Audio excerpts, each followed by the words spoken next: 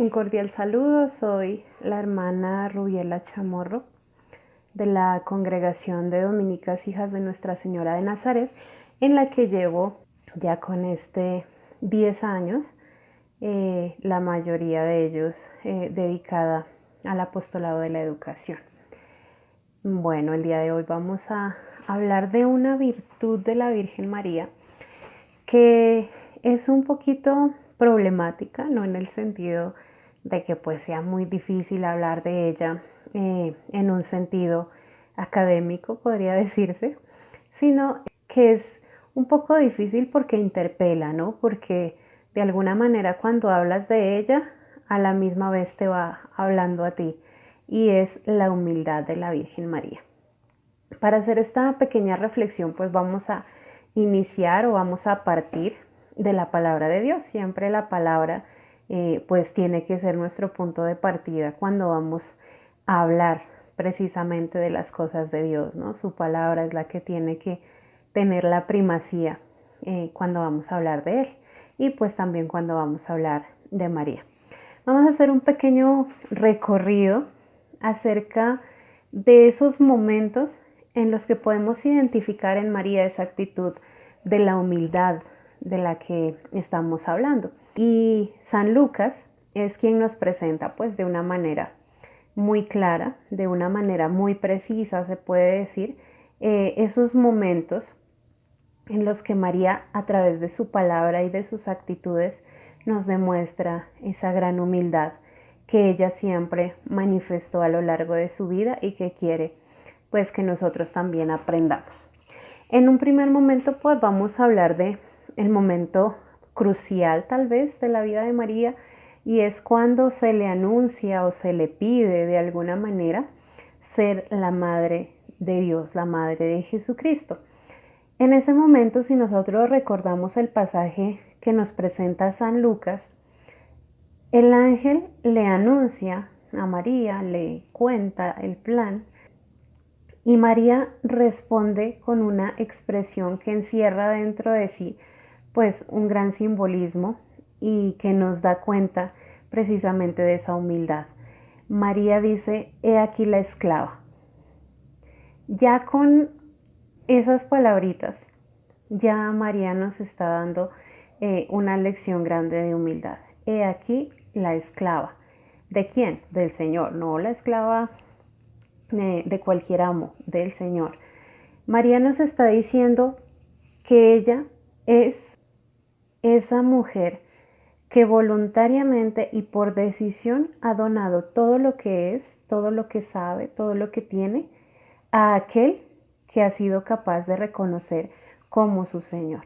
Es decir, la esclavitud de María no es una esclavitud obligada.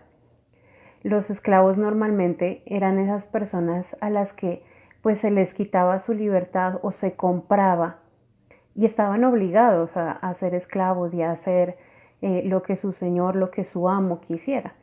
La esclavitud de María es una esclavitud voluntaria, no es una esclavitud obligada.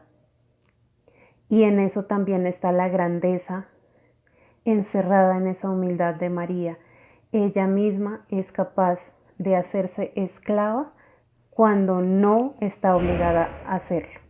Entonces eso es una parte importante de esta esclavitud de María. Luego tenemos el pasaje de la visitación.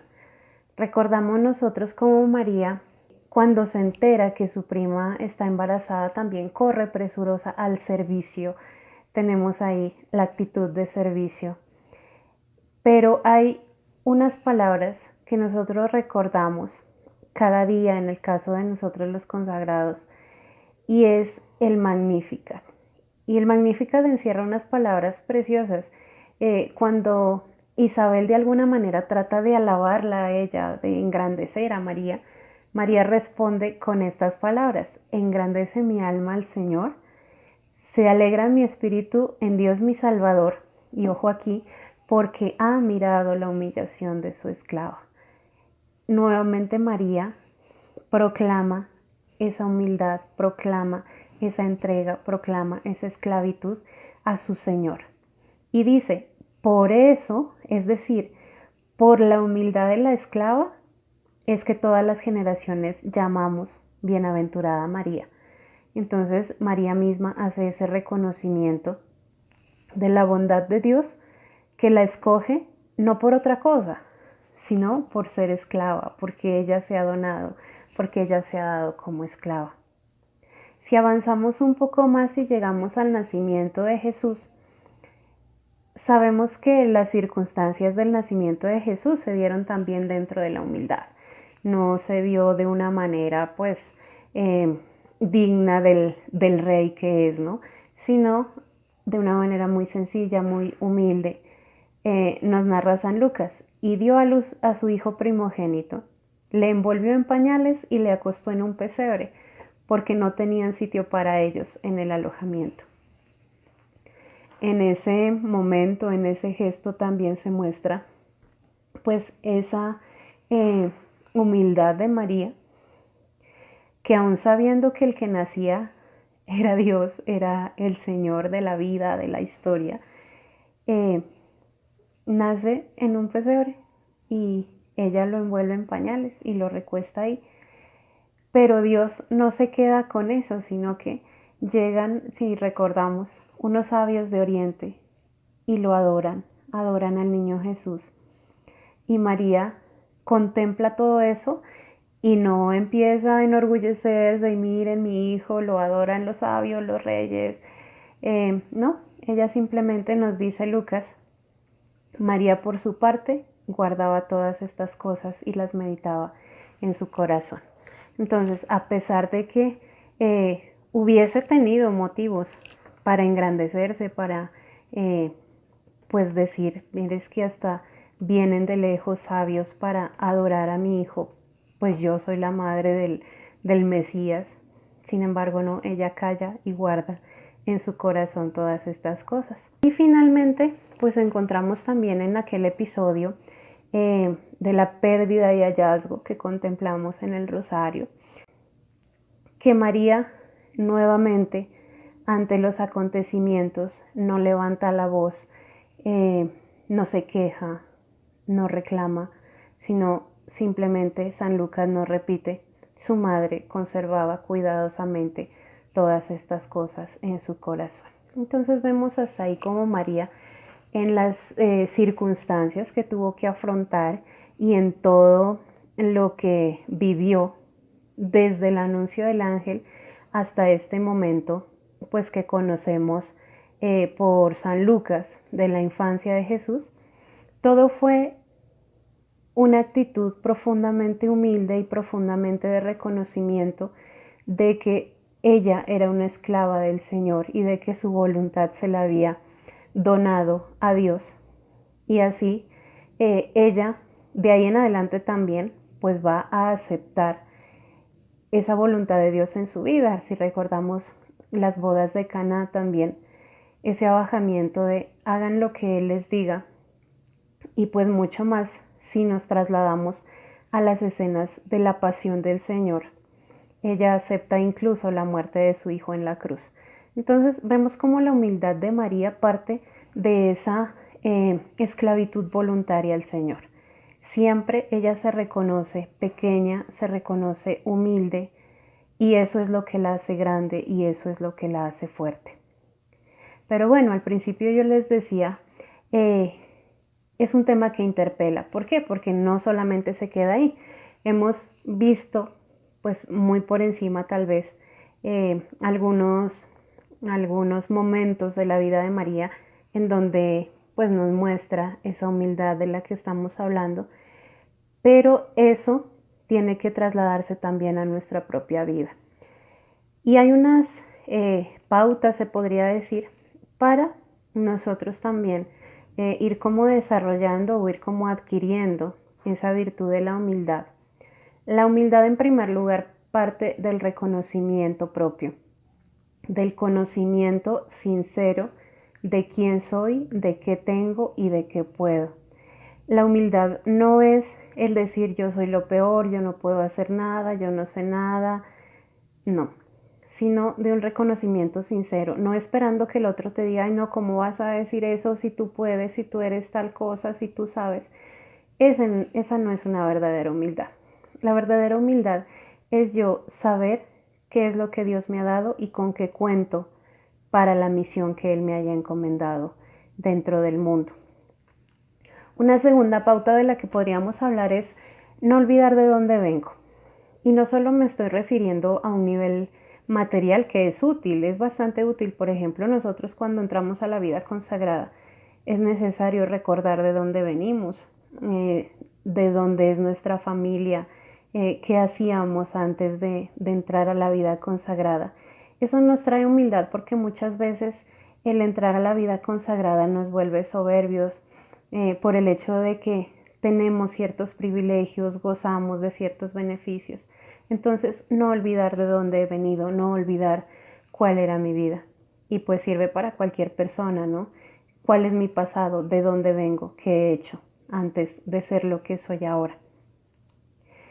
Una tercera pauta podríamos decir en la misma línea de la Virgen María, saber que mi esclavitud no es algo obligado. Es decir, yo no soy esclavo del Señor o servidor del Señor porque me toca, porque alguien me obliga, porque pues ni modo, sino porque yo quiero. Es decir, yo cedo con toda mi humildad, reconociéndome tal y como soy. Eso es lo que le doy a Dios voluntariamente. Eso es humildad, no es porque ay, a mí me tocó. O lo contrario, ¿no? Porque yo fui escogido por todas las virtudes y toda la santidad que habita en mí. No, simplemente sé que libremente y en reconocimiento de lo poco o lo mucho que tengo para dar, me dono. En cuarto lugar, tenemos que, pues, esa humildad no es una actitud meramente espiritual, sino que tiene que traducirse, perdón, en un servicio al otro, en un reconocimiento también del otro. La humildad nos tiene que llevar a reconocer que así como nosotros hemos hecho un camino y estamos haciendo un camino, así puede que otros no lo hayan iniciado y no por eso son menos que yo y no por eso yo tengo el derecho de juzgarlos, de menospreciarlos, de señalar su pecado. ¿Por qué? Porque yo vengo de pecado, yo sigo en pecado.